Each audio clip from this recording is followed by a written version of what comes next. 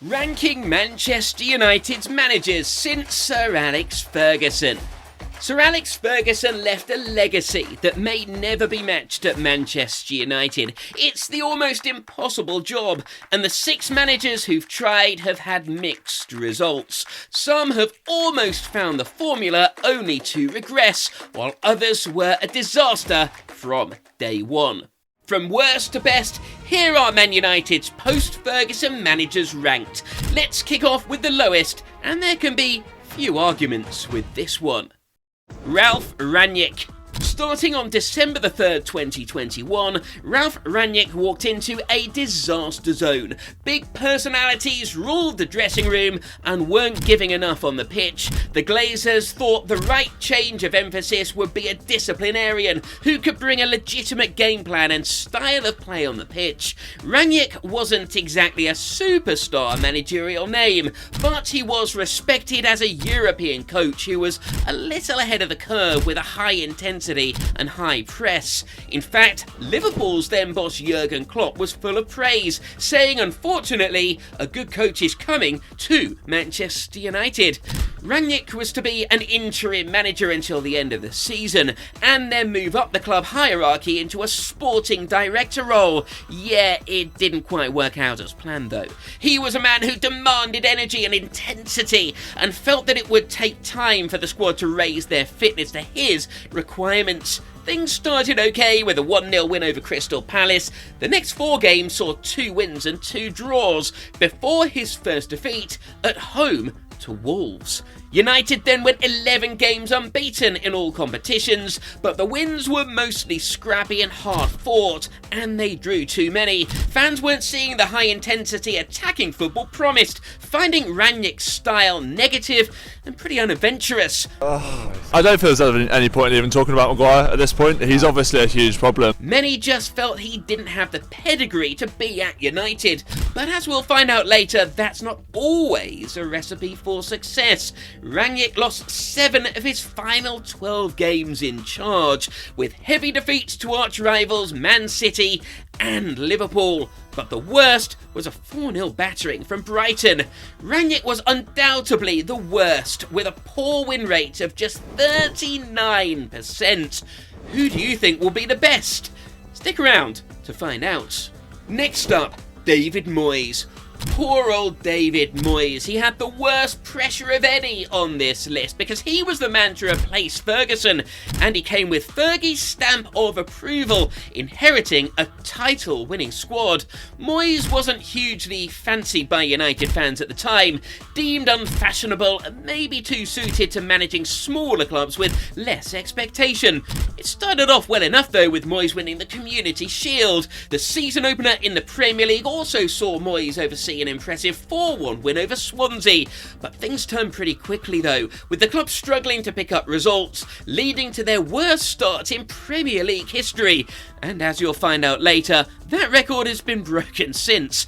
They lost to Man City and Liverpool, which is never a good look for a United manager. A run of 12 games unbeaten saw a brief upturn, but fans were less than happy with Moyes and his outdated... He's the biggest fool in Manchester, and that is you, David Moyes. You have lost the fans tonight. You don't deserve the fans. ...and defensive tactics. It wasn't seen as the United way. That run was followed by 2 defeats on the spin against Moyes' former club Everton and Newcastle, but then he had a run of 7 straight wins.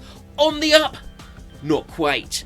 After falling out of the FA Cup, League Cup and the Champions League, and being well out of the title race, United fans were growing impatient. Heavy home defeats against Liverpool and Manchester City also enraged the fans, to the point they had a fly-past banner with Moyes out in the sky during games. Moyes didn't even see out this season. His final game, a crushing defeat to Everton, of all clubs. He was sacked on April the 22nd, 2014, with an average win percentage of just 52.94, well below the expectations of a Man United manager. This, though, is where the list gets tough and contentious. Strap in. Ole Gunnar Solskjaer. Having sacked one of the biggest names in football management, Manchester United handed the reins to Ole Gunnar Solskjaer on December the 19th of 2018. Solskjaer was a club hero and inherited a dressing room that the previous manager had publicly called toxic. Solskjaer led the club on a streak of 8 wins in all competitions. He earned 10 points and 12 in the first month, and the Premier League Manager of the Month award. He was rewarded with a permanent deal. On the pitch, they played with a little more freedom. Tactically, it was simplistic, maybe vulnerable, but the results were coming. Occasionally, troublesome Paul Pogba upped his game for Ole and ended up as top scorer with 16 goals. Solskjaer's initial results saw the club pushing the top 4, but the cracks in his tactical limitations had started to show. Their form fell off dramatically and they finished 6th. That poor form ran into the following season, when Ole G oversaw United's worst start in 33 years. Things got better and his job was saved by the arrival of Bruno Fernandes, who helped the club to go unbeaten from February until the end of the season and grab a 3rd placed finish. The next season was Ole's high point, finishing 2nd and reaching the Europa League final, but they were miles away from really pushing winners Manchester City in the league and well beaten in that Europa League final. Had Ole peaked?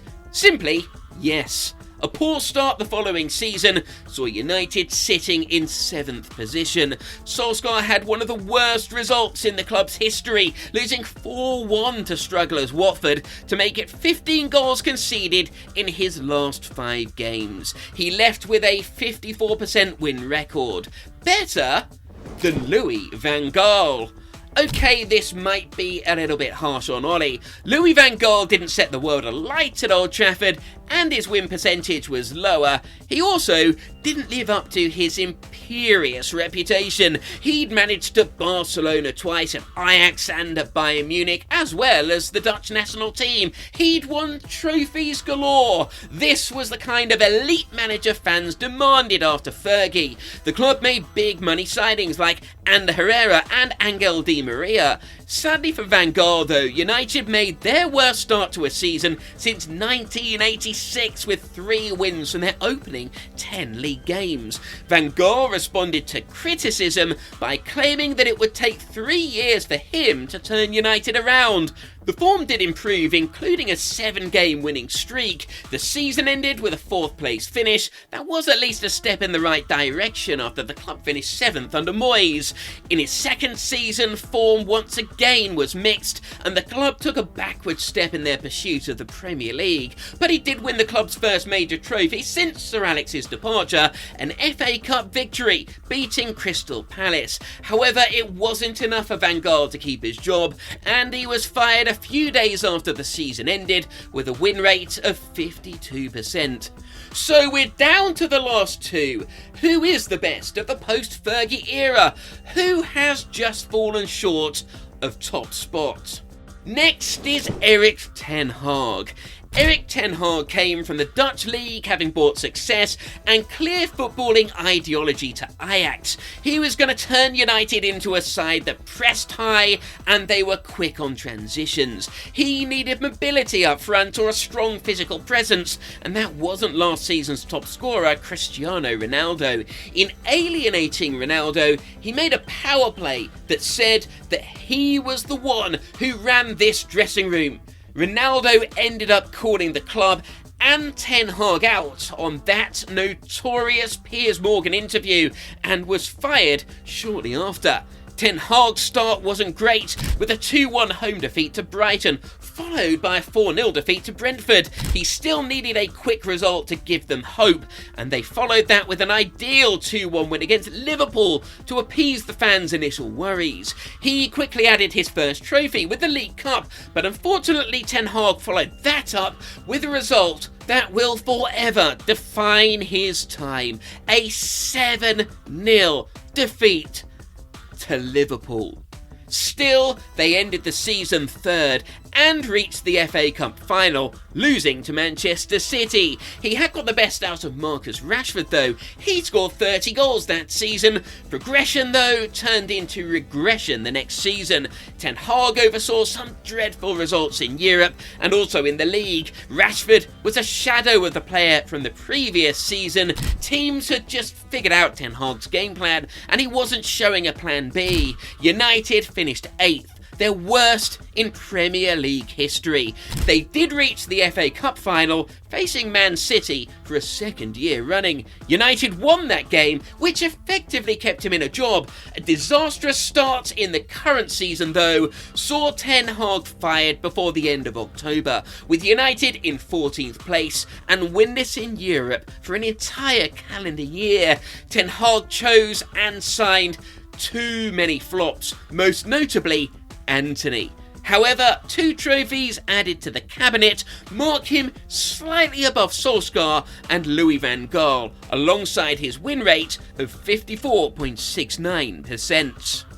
And so to Jose Mourinho. Was there any doubt the best manager since Ferguson at United was the special one? Taking over a bad dressing room and expensive flops who'd finished 5th, Mourinho had a tough task, but his record was second to none. They broke a transfer record to sign Paul Pogba for £89 million, and he was joined by the legendary Zlatan Ibrahimovic. Jose won his first silverware in his first season, beating Leicester in the Community Shield. He then won his opening 3 games, suggesting the feel-good times would return, but that was followed by 2 defeats. United were tough to beat, but they drew too many games. If United were a little bit boring to watch, they were at least getting entertained by the goals of Zlatan. United couldn't maintain a good run of wins in the league though, finishing a disappointing 6th, but Mourinho's knack for big games helped them to win both the League Cup and the Europa League. The following season, United did improve in the league, finishing second with 81 points, which was far and away the highest points tally that they've had since Fergie retired. Big money signing Romelu Lukaku made up for the goals missing from Ibrahimovic, who'd spent much of the season injured before being allowed to leave for the MLS. Mourinho's reign came to an end the following season. On December the 18th, dressing room unrest and public spats with players were really Mourinho's downfall, but he did have the best win rate of 58.33% and a European trophy. Agree? Is this the right ranking for United's managers from worst to best since Sir Alex Ferguson? No one has come close to Fergie's success, but the club have still been able to win trophies, even if they've been short in the league. The bigger question is, can they return to being a challenger at the top of the league again? Let us know in the comments and be sure to like and subscribe.